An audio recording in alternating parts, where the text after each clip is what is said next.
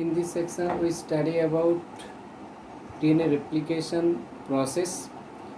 Before understanding replication process, if we understand the role of various enzyme in DNA replication, then we easily understand the process of replication.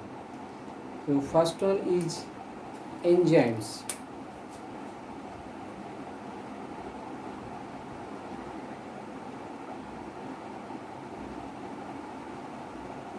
আমরা আগেও জেনেছি যে DNA রেপ্লিকেশনে সাহায্যকারী সমস্ত এনজাইমকে একত্রে বলা হয় কি রেপ্লিজোম।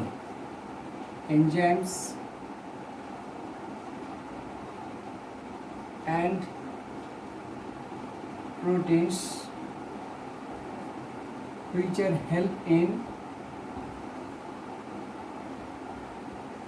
are or involved in DNA replication process combinedly or together called repliজোম। রেপ্লিকেশনে সাহায্যকারী সমস্ত এনজাইমকে এবং প্রোটিনকে একত্রে বলা হয় রেপ্লিজোম। তো এক একটা এনজাইম দেখা যাক। ফার্স্ট এনজাইম কি না এন্ডোনিউক্লিয়েজ। এন্ডোনিউক্লিয়েজ এনজাইম এর কাজ হলো ইট helps in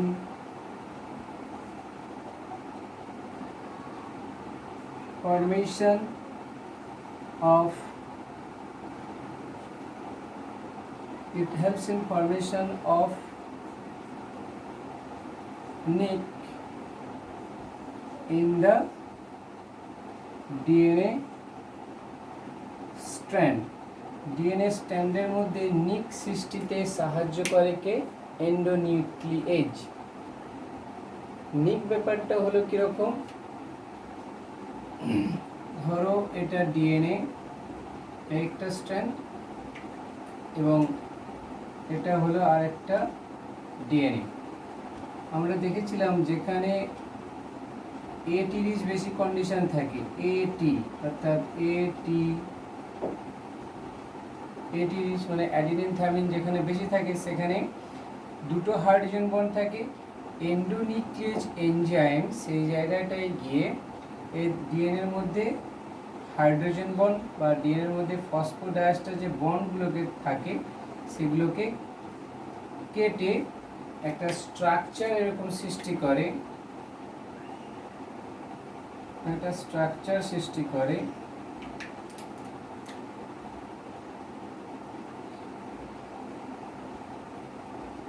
hydrogen bond phosphodiester বন্ডকে কেটেছে, এদের মধ্যে যে হাইড্রোজেন বন্ড ছিল সেই হাইড্রোজেন বন্ডকে কেটে দিয়েছে।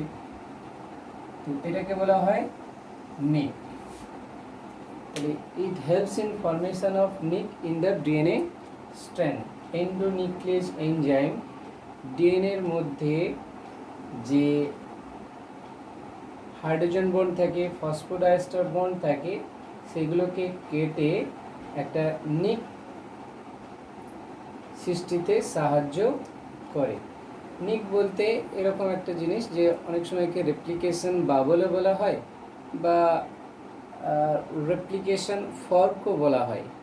অর্থাৎ একটা স্ট্রাকচার আনে এন্ডোনিউক্লিয়েজ এনজাইম যেখানে এই যে সাইডটা এখানে প্রচুর পরিমাণে এটি আছে, অরিসি বলে অর্থাৎ অরিজিনাল রেপ্লিকেশন সাইট, সেই জায়গাটা এন্ডোনিউক্লিয়েজ এনজাইম গিয়ে নাইট্রোজেন বেসগুলোর মধ্যে যে বন্ড আছে এ এবং টির মধ্যে হাইড্রোজেন বন্ড বা যে ফসফোডাইএস্টার বন্ডগুলো থাকে, ফসফোডাইএস্টার বন্ড পাশে ফসফোডাইএস্টার বন্ড এগুলোকে কেটে একটা নিক সৃষ্টিতে সাহায্য করে।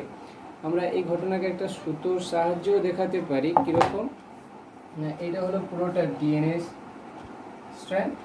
এই ডিএনএ এদের মধ্যে হাইড্রোজেন বন্ড আছে এবং ফসফোডাইএস্টার বন্ড আছে, এদের মধ্যে ফসফোডাইএস্টার বন্ড আর এদের মধ্যে আছে হাইড্রোজেন বন্ড এরকম করে। তো এরকম একটা ফসফোডাইএস্টার এবং হাইড্রোজেন বন্ডকে কেটে একটা নিক সৃষ্টিতে সাহায্য করে কে এন্ডোনিউক্লিয়েজ এনজাইম। এরপরে আমরা দেখব হেলিকেজ এনজাইম। হেলিকেজ এনজাইম কি কাজ করে, যে next one is helicase.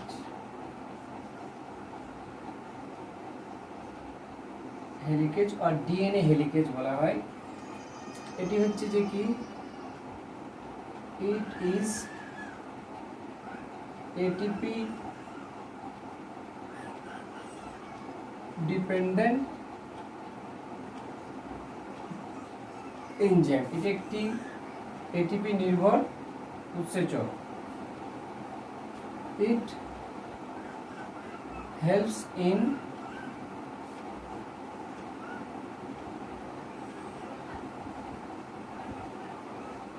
breaking the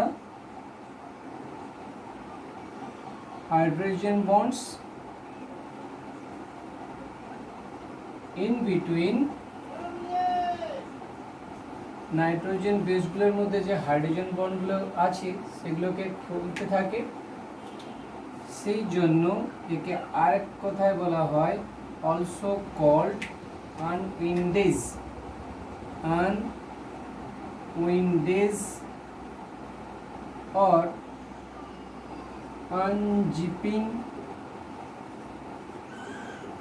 enzymes।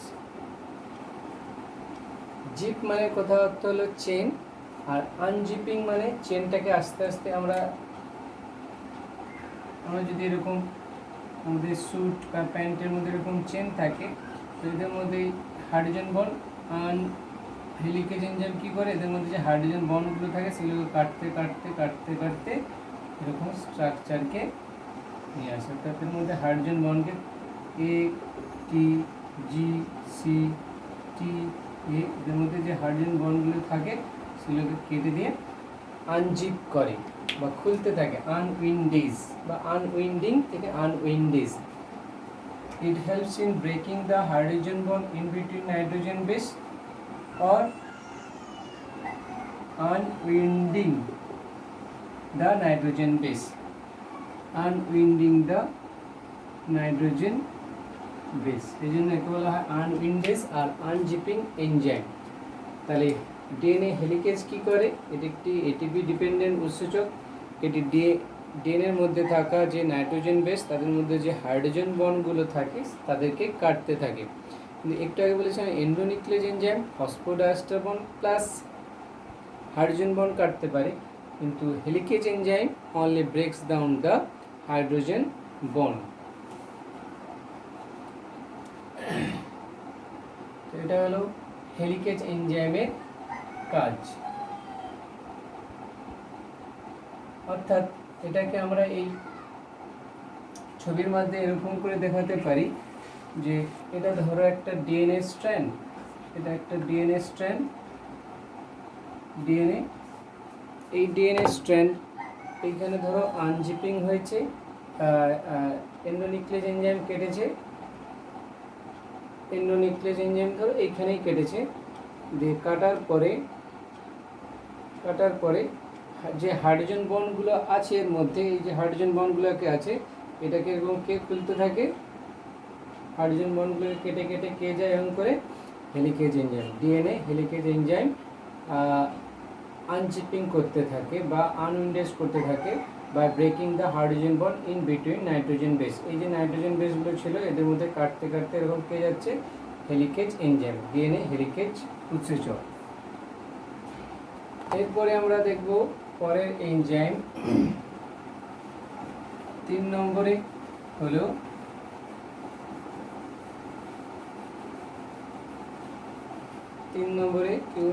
কোন উৎসেচক আছে,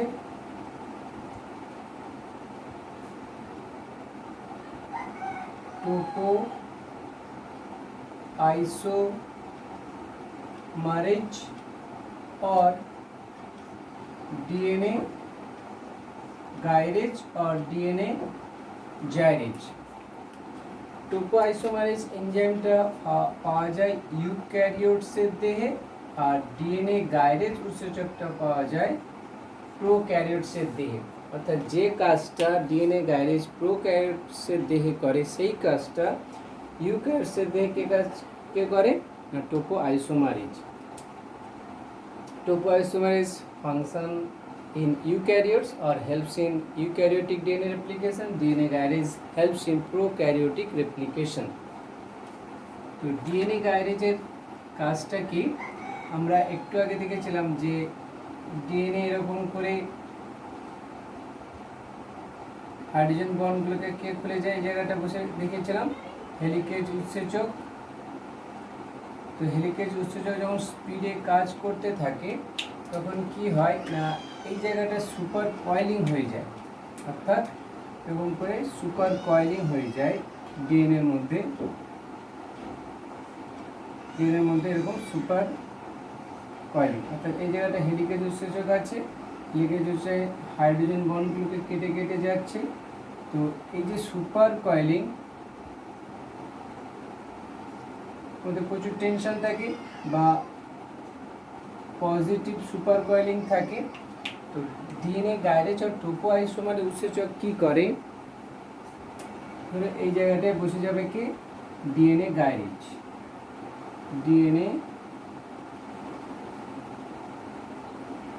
উৎসেচক এই জায়গাটায় বসে যাবে।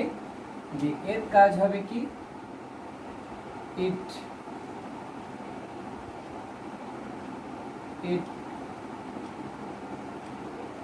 cuts the phosphodiester bond and hydrogen bond। এখানে ফসফোডাইস্টার বন্ড থাকবে, হাইড্রোজেন বন্ড থাকবে, তাদেরকে কাটবে, অর্থাৎ কাটার পরে Katz rotates and reseal the DNA strand। অর্থাৎ যখন ডিএনএ কে সুপার কয়েলিং ছিল অর্থাৎ এটাকে এদের মধ্যে বন্ড ছিল সেগুলোকে কাটলো, ফসফোডাইস্টার বন্ড ছিল, তার মধ্যে হাইড্রোজেন বন্ড ছিল, হাইড্রোজেন বন্ডকেও কাটলো, ফসফোডাইস্টার বন্ডটাকেও কাটলো, দিয়ে পজিটিভ সুপার কয়েলিংকে করলো কি এরকম নেগেটিভ সুপার কয়েলিং আর বলবো না, পজিটিভ সুপার কয়েলিংয়ে কনভার্ট করলো নেগেটিভ কয়েলিংয়ে, কাটলো এবং ঘোরালো, আবার রিসিল অর্থাৎ আবার যে বন্ডগুলোকে কেটেছিল সেগুলো আর একটা উৎসেচক আসবে ডিএনএ লাইগেজ, সেটা কী করে হাইড্রোজেন বন্ডগুলোকে ফসফোডাইস্টার বন্ড গঠনের মাধ্যমে আবার ডিএনএটাকে এরকম সোজা করে দেয়। It cuts rotates and reseal the DNA strand. আমরা এই সুতোর মাধ্যমে ঘটনাটাকে এক্সপ্লেন করতে পারি। ধরুন এটা ছিল কি আমাদের ডিএনএ স্ট্র্যান্ড। তো এটা ডিএনএ যখন যদি এরকম স্ট্র্যান্ড হয় তো তাহলে প্রথমে এন্ডোনিউক্লিয়াস খুলেছিল ফসফোডাইস্টার হাইড্রোজেন বন্ড খোলার মাধ্যমে, তারপরে কে এসেছিল না DNA ligase DNA helicase hydrogen বন্ডকে কেটেছে, হাইড্রোজেন বন্ড কাটার ফলে ডিএনএ হেলিকেজ স্পিডে কাজ করে যাচ্ছে, স্পিডে কাজ করে যেতে যেতে যেতে যেতে যেতে যেতে এই জায়গাটা প্রচুর পরিমাণে সুপার কয়েলিং হয়েছে। এই যে সুপার কয়েলিং প্রচুর পরিমাণে সুপার কয়েলিং যেটা আছে, যে সুপার কয়েলিং এদের মধ্যে পজিটিভ সুপার কয়েলিং আছে। তো ডিএনএ গাইরেজ বা টোপো আইসোমারেজ কী করে এই জায়গাটাকে কাটবে, কাটার পরে এটাকে এরকম ঘোরাবে, কাটস রোটেটস, অর্থাৎ এই জায়গাটায় যদি আমরা সুতোটাকে কেটে দিই, এই জায়গাটায় যদি কেটে দিই তাহলে এই জায়গায় যে টেনশন ছিল সেই টেনশনটাকে বা যে চাপটা ছিল যে প্রেশার ছিল সেই প্রেশারটা সরে যাবে। ইট কাটস রোটেটস, অর্থাৎ এই দিকটা প্যাঁচ হয়ে যাচ্ছিলো, এরকম করে প্যাঁচ হয়ে যাচ্ছিলো, যে কাটার পরে আস্তে করে এরকম এই জায়গাটা যেমন ধরে দেখায়, এই জায়গাটা কাটলো, কেটে এই জায়গাটাকে এরকম কেটে এই জায়গাটায় রোটেট করলো, অর্থাৎ পজিটিভ সুপার কয়েলিং ছিল, নেগেটিভ কয়েলিং করলো এবং এই জায়গাটা যে টেনশন ছিল যে প্রেশার ছিল সেই প্রেশারটাকেও রিমুভ করলো। তাহলে কাটস রোটেটস পজিটিভ সুপার কয়েলিংকে দূরীভূত করলো, remove the positive super coiling cuts rotates and reseal. Cuts rotates and reseal, কাটার পরে এদের মধ্যে যে হাইড্রোজেন ফসফোডাইএস্টার বন্ডটা কেটে দিলে আবার জুড়বে, বন্ড গঠন করবে। It cuts rotates and reseal the DNA. তাহলে এখানে আমরা কি লিখতে পারি? It cuts phosphodiester bond and hydrogen bond, cuts rotates and reseal the DNA strand and remove the tension। এখানে যে চাপটা ছিল বা প্রেসারটা ছিল or pressure, it remove the tension or pressure and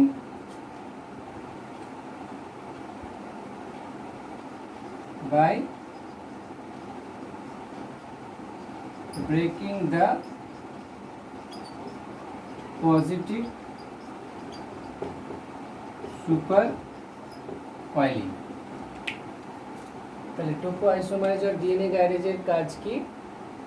যে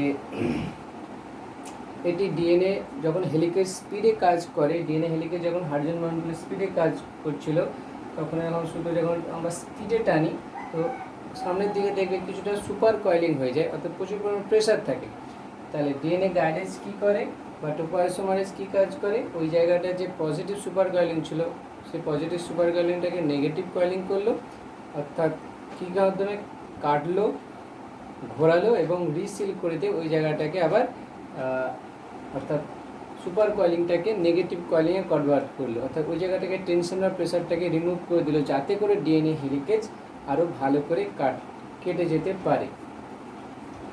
এটা গেল টোপোআইসোমারেজ আর ডিএনএ গাইডেজের কাজ। টোপোআইসোমারেজ যে কাজটা ইউক্যারিওটিকের দেহে করে, ডিএনএ গাইডেজ সেই কাজটা প্রোক্যারিওটিকের দেহে করে।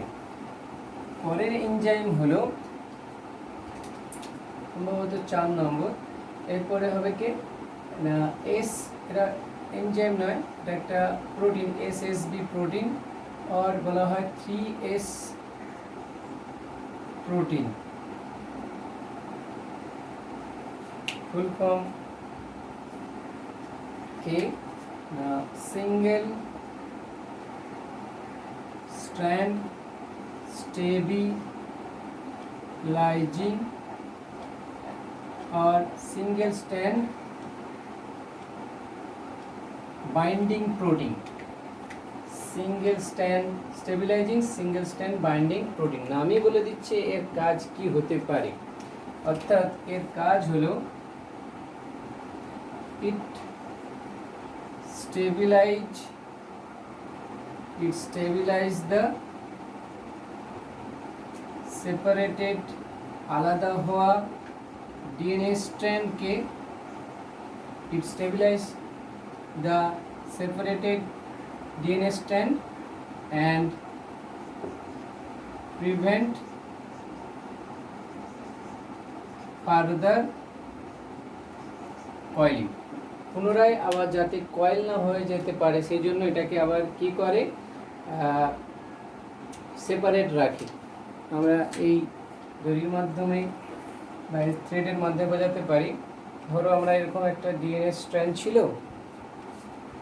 এই একটা ডিএনএ স্ট্র্যান্ড, এই ডিএনএ স্ট্র্যান্ডটাকে এরকম করে আমরা এরকম খুলে যাচ্ছিলাম, তো খুলে যেতে যেতে এরকম ডিএনএ স্ট্র্যান্ড এরকম খুলে যাচ্ছে তো এই যে দুটো স্ট্র্যান্ড সিঙ্গেল স্ট্র্যান্ড নামে হচ্ছে সিঙ্গেল স্ট্র্যান্ড, এই একটা ডিএনএ দেওয়া ডাবল স্ট্র্যান্ড, এই যে দুটো একটা স্ট্র্যান্ড একটা স্ট্র্যান্ড দুটো আলাদা হয়ে গেছে, তাহলে সিঙ্গেল স্ট্র্যান্ডকে কী করছে এরা সেপারেট রাখছে। অর্থাৎ এই ধারে ধারে কোন প্রোটিন বসবে? SSB protein. এই ধারে ধারে বসে যাবে কি এসএসবি প্রোটিন এবং দুটো স্ট্র্যান্ডকে ওরা সেপারেট রাখবে। অর্থাৎ আমরা যখন দড়িকে বা থ্রেডকে এরকম খুলে যায়, যদি এসএসবি প্রোটিন না থাকে তাহলে ডিএনএ হেলিকেজ যে কাজগুলো করছিল তাহলে তাদের কাজটা বৃথা হয়ে যাবে। তো যাতে না করে দুটো স্ট্যান্ড আবার পরস্পরের কাছে চলে আসে সেই জন্য দুটো স্ট্যান্ড ধরে এই ধারে ধারে বসে যাবে কি SSB protein, single strand binding protein SSB. যদি এসএসবি প্রোটিন না আসে তাহলে কী হবে? এসএসবি প্রোটিন যদি না থাকে তাহলে আবার এরকম কয়েলিং হয়ে যাবে। যাতে করে এরকম আবার কয়েলিং না হয়ে যায় সেই জন্য এই ধারে বসে যাবে কি সিঙ্গেল স্ট্র্যান্ড বাইন্ডিং প্রোটিন। তাহলে আমরা একটা ছবির মাধ্যমে দেখাতে পারি। তো এরকম করে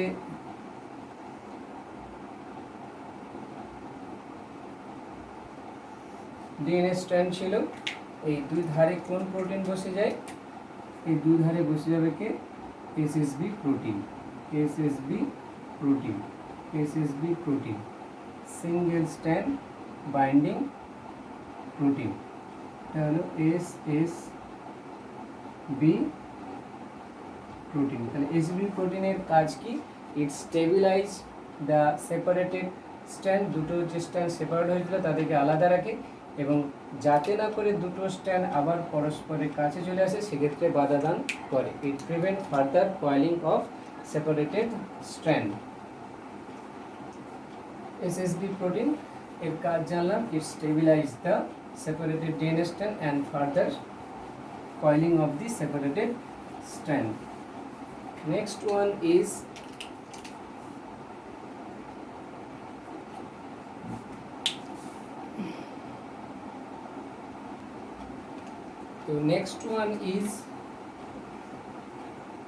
DNA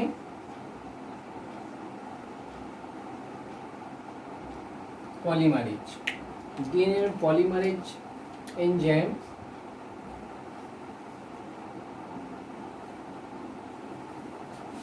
কি করে না, এর ডিএনএ পলিমারেজ উৎসেচক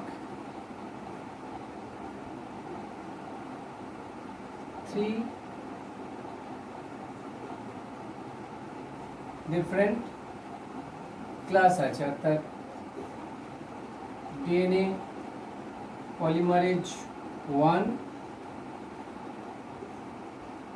DNA polymerase 2 and DNA polymerase 3। এদের এক একটা কাজ কিরকম না, DNA polymerase 1 it removes the RNA প্রাইমার্স। আমরা একটু পরে একটা উৎসেচক ব্যাপারে আসবো এবং আরএনএ প্রাইমার সম্বন্ধেও আসবো সেখানটায়। আগে আমরা কাজগুলো জেনে নিই, আমি ছবির মাধ্যমে আবার বলবো। ওখানে DNA polymerase 1 it removes the RNA primer, RNA প্রাইমারগুলোকে রিমুভ করে ফ্রম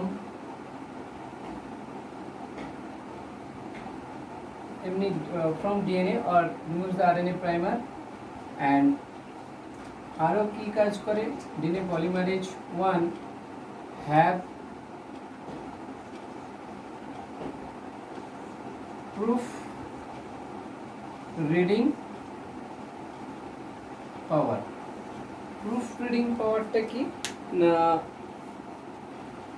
proof reading পাওয়ার হলো সেরকম ব্যাপার যেটা এর সাথে বন্ড হয় কার সাথে? টির সাথে। এর সাথে টির সাথে কার বন্ড হয়? এর সাথে। অর্থাৎ এ আছে, এর সাথে বন্ড হয় টি, জির সাথে বন্ড হয় সি। কোনো কারণে টির সাথে বন্ড হয়ে গেছে সি, টির সাথে বন্ড হয় কার? এ, কিন্তু বসে গেছে কি? সি। তাহলে এই সিটাকে হটিয়ে এ বসিয়ে দেবে কে?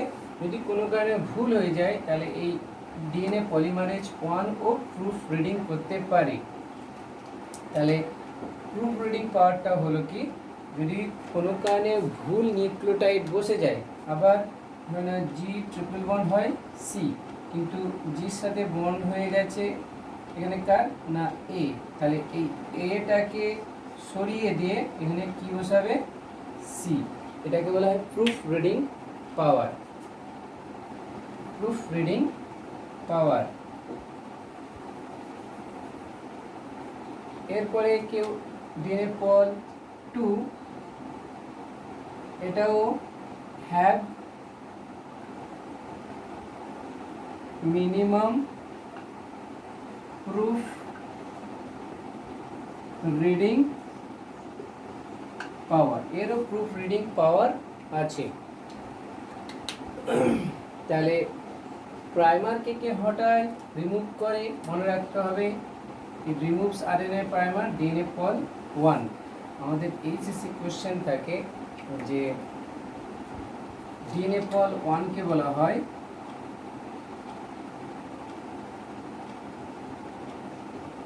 কর্নবার্গের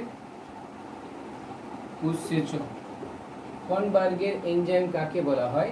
কারণ DNA pol enzyme pol 1 DISC discovered by DNA pol 1 কে বলা হয় কর্নবার্গের উৎসেচক, কারণ DNA pol 1 discovered by Arthur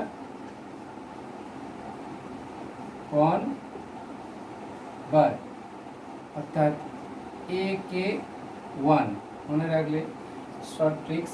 Arthur Kornberg DNA pol আবিষ্কার করেন। Arthur Kornberg discovered DNA pol 1। Very very important, কর্নবার্গের উৎসেচক কাকে বলা হয়? ডিএনএ পল 1 কে, নট ডিএনএ পল 2 কে, নট ডিএনএ পল 3 কে।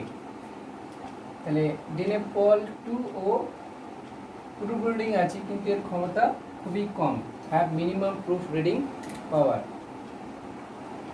ডিএনএ পল 3 একে বলা হয় master enzyme of DNA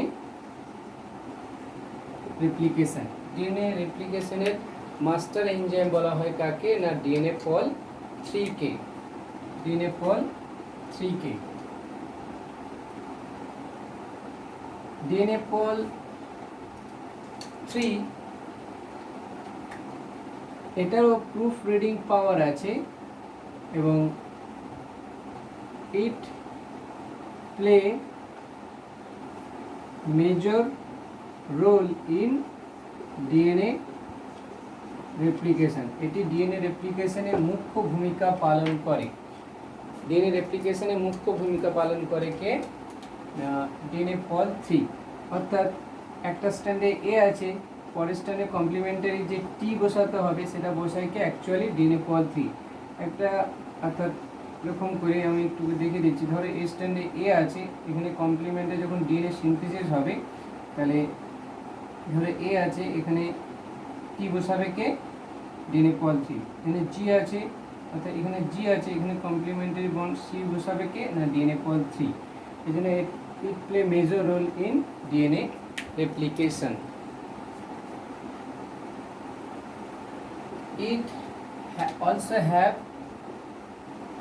proof reading power.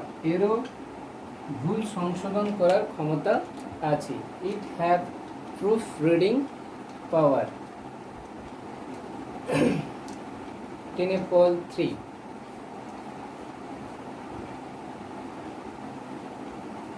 DNA polymerase উৎসেচক এর প্রকৃতি কি?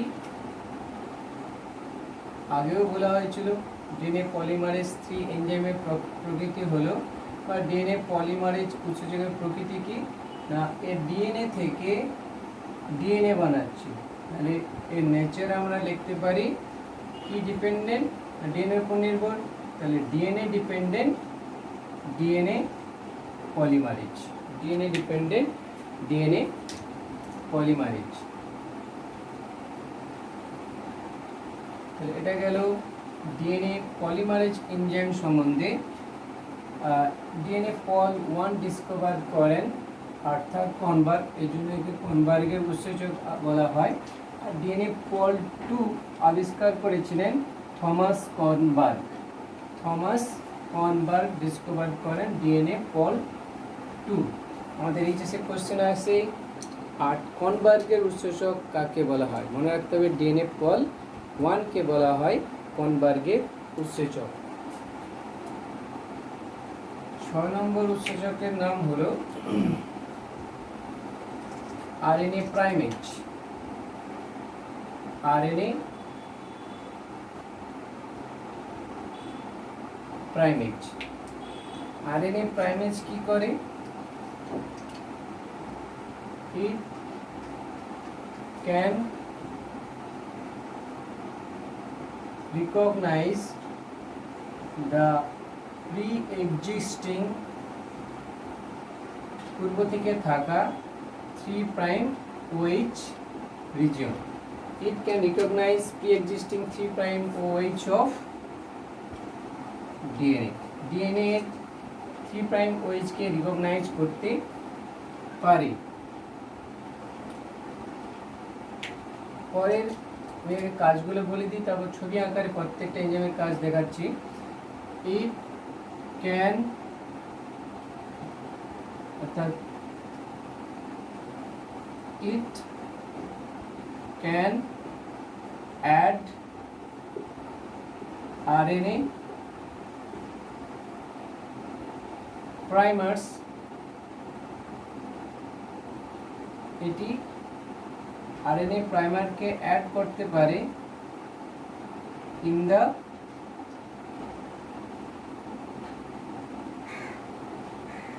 it can add RNA primer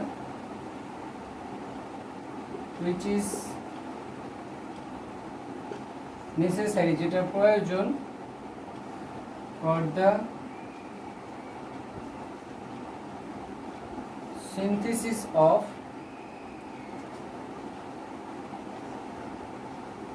leading and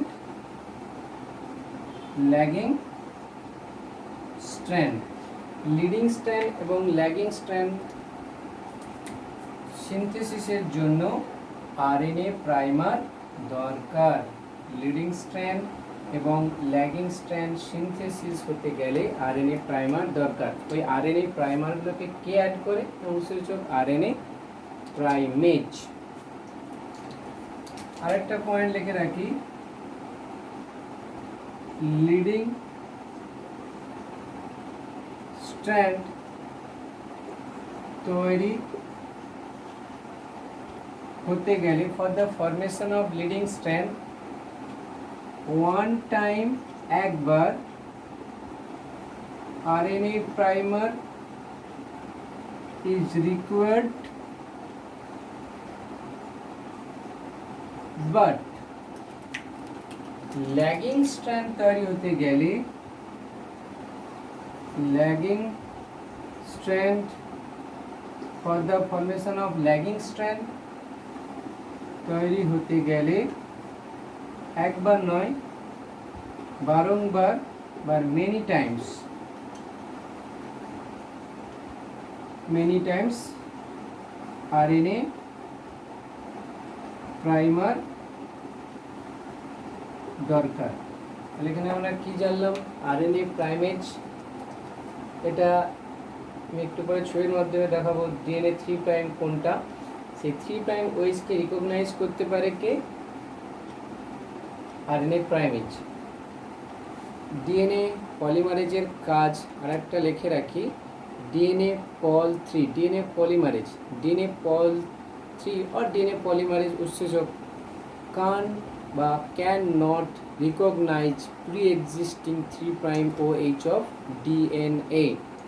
ভাষাটা লেখো, ডিএনএ পল এনজাইম বা DNA polymerase enzyme can not recognise the pre existing 3' of OH of DNA.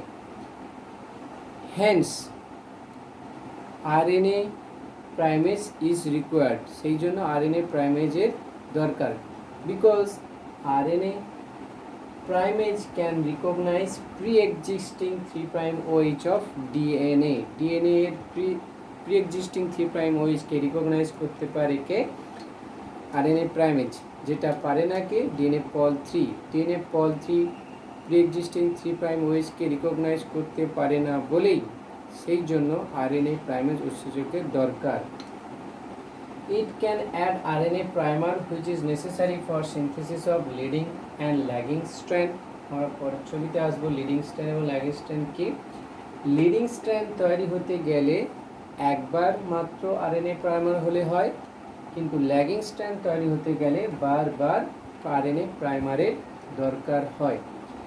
প্রাইমারের গল্পটা এরকম যে যখন আমরা দেখি যেতে লোহাতে যখন মরচে পড়ে যায় বা কোনো রাস্ট বা ডাস্ট পড়ে যায়, তখন আমরা কী করি, ফার্স্টে সিরিজ পেপার বা কোনো একটা জিনিস দিয়ে আগে মরচেটাকে হটিয়ে দিই, তারপরে প্রাইমার লাগাই, তারপরে পেন্ট করি বা রং করি। বা এই দেওয়াল, ফার্স্টে দেওয়ালে কী করা হয়, প্রাইমার, তারপরে মেন রংটা দেওয়া হয়। যেমন কি নেরোল্যাক দেওয়ালে লাগানোর আগে বা বার্জার এগুলো লাগানোর আগে প্রথমে দেওয়ালে প্রাইমার দেওয়া হয়, বা কোনো লোহাতে ফার্স্টে প্রাইমার দেওয়া হয়, তারপরে মেন রং বা মেন কালারটা দেওয়া হয়, যাতে করে রংটা টেকসই হয়।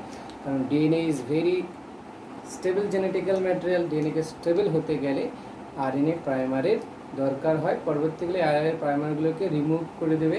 আমরা একটু আগে তাই বলেছি RNA primer remove by DNA pol 1।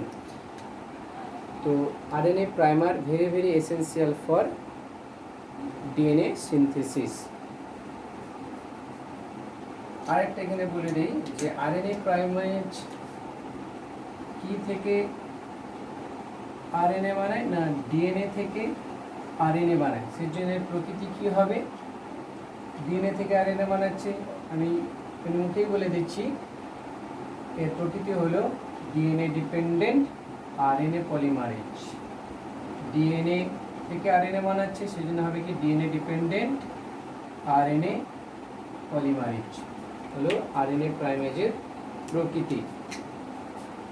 RNA primase is very essential for synthesis of leading and lagging strand. Leading strand তৈরি হতে গেলে একবার মাত্র আরএনএ প্রাইমার দরকার, ল্যাগিং স্ট্র্যান্ড তৈরি হতে গেলে বারবার আরএনএ প্রাইমার দরকার।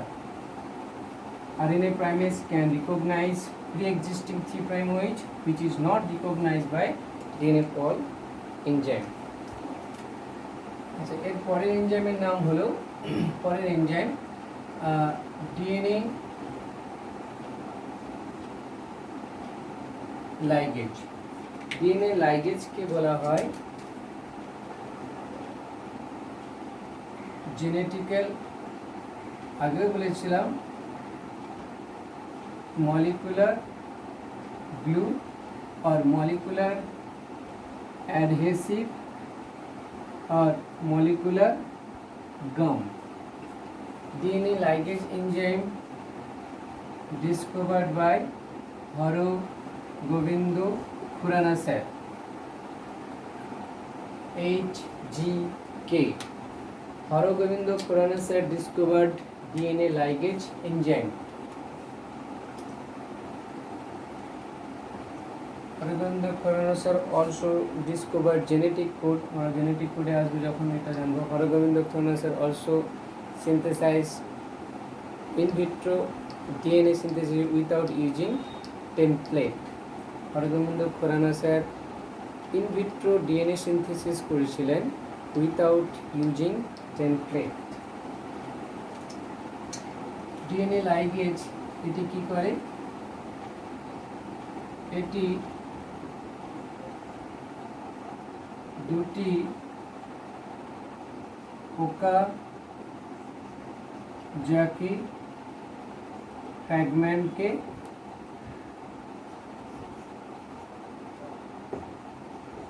জুড়ে দেয়। এবার কোশ্চেন থাকতে পারে স্যার ওকাজাকি ফ্র্যাগমেন্ট কি, আবার এটি দুটি ওকাজাকি ফ্র্যাগমেন্টকে জুড়ে দেয়, বা দুটি না লিখে এটি ওকাজাকি ফ্র্যাগমেন্টকে জুড়ে দেয়। ওকাজাকি ফ্র্যাগমেন্ট সম্বন্ধে একটু শর্ট নোট বলে দেওয়া যাক। ওকাজাকি ফ্র্যাগমেন্ট কি? ওকাজাকি ফ্র্যাগমেন্ট হলো very very important, the short pieces of DNA. এটি ডিএনএ এর ছোট ছোট piece. Okazaki fragment is short piece of DNA. It is found in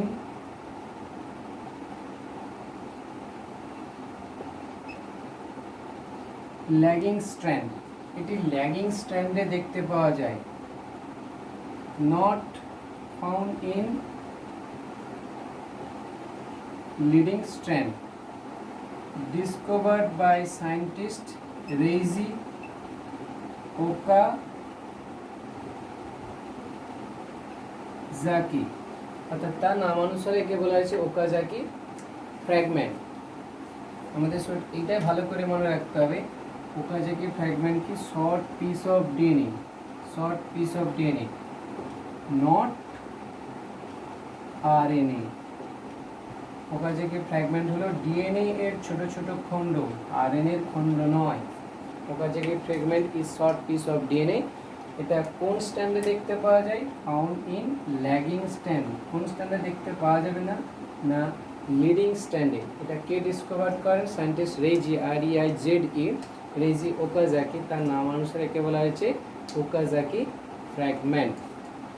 Okazaki fragment প্রোক্যারিওটের ক্ষেত্রে লেন্থ আলাদা হয়, ইউক্যারিওটের ক্ষেত্রে লেন্থ আলাদা হয়। প্রোক্যারিওটের ক্ষেত্রে এটা 100 থেকে 200টি নিউক্লিওটাইড সম্পন্ন, ইউক্যারিওটের ক্ষেত্রে এটা 1000 থেকে 2000টি নিউক্লিওটাইড সম্পন্ন হয়। আর একবার প্রোক্যারিওটের ক্ষেত্রে এটি 1000 থেকে 2000 নিউক্লিওটাইড সম্পন্ন, ইউক্যারিওটের ক্ষেত্রে এটি 100 থেকে 200টি নিউক্লিওটাইড সম্পন্ন হয়। Okazaki fragment is short piece of DNA. তাহলে ডিএনএ লাইগেজকে জেনেটিক্যাল বা মলিকুলার গ্লু বলা হয়। ডিসকভার বা হরগোবিন্দ ফার্নাসে এটি দুটি ওকাজাকি ফ্র্যাগমেন্টকে জুড়ে দেয়, যে ওকাজাকি ফ্র্যাগমেন্ট দেখতে পাওয়া যায় ল্যাগিং স্ট্র্যান্ডে। এর পরের উৎসেচক হলো নেক্সট এনজাইম ইজ, সিরিয়াল নাম্বারটা ভুলে গেছি, 8, 9 এরকম করে লিখে যাও। পরের উৎসেচক হলো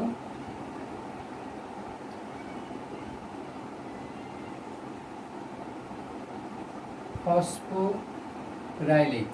ফসফোরাইলেজ এনজাইম কি করে? It activate the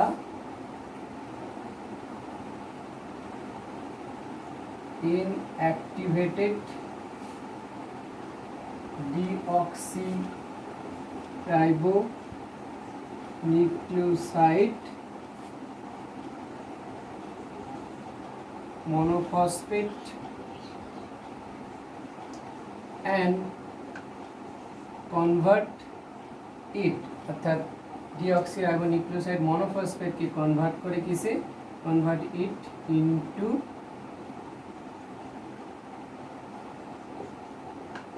activated deoxyribonucleoside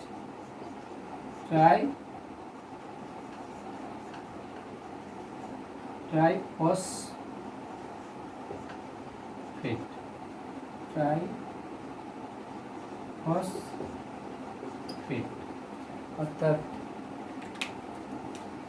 অর্থাৎ এটি বাই অ্যাডিং ফসফেট গ্রুপ অ্যাডের মাধ্যমে একটি ডিঅক্সিরাইবোনিউক্লিওসাইড মনোফসফেটকে, অর্থাৎ DAMP ডিঅক্সিরাইবোনিউক্লিওসাইড মনোফসফেটকে ফসফোরাইলেজ এনজাইম, ফসফোরাইলেজ উৎসেচক কি করে? বা DGMP, DCMP, DTMP এদেরকে দুটো ফসফেট গ্রুপ অ্যাডের মাধ্যমে একে কনভার্ট করে DATP বা DGTP, DCTP, DTTP। তাহলে এগুলো সব ইনঅ্যাক্টিভেটেড ডিঅক্সিরাইবোনিউক্লিওসাইড মনোফসফেট, এগুলো সব অ্যাক্টিভেটেড। আমরা আগের ভিডিওতে দেখেছিলাম যে দে পারফর্ম ডুয়েল পারপোজ। আরেকবার দেখুন অ্যান্সার টিপে দেওয়া আছে। দে পারফর্ম ডুয়েল পারপোজ, একটা কি they acts as substrate for DNA replication and they also provide energy for polymerisation. আরেকবার এদেরকে একত্রে বলা হয়েছিল DNTP, deoxyribonucleoside triphosphate, They perform dual purpose or dual function. They act as substrate for DNA replication, DNA replication এর জন্য প্রয়োজনীয় কাঁচামাল হিসেবে কাজ করে, and they also provide energy for polymerisation. তাহলে ফসফোরাইলেজ এনজাইমের কাজ আমরা এখানে দেখলাম।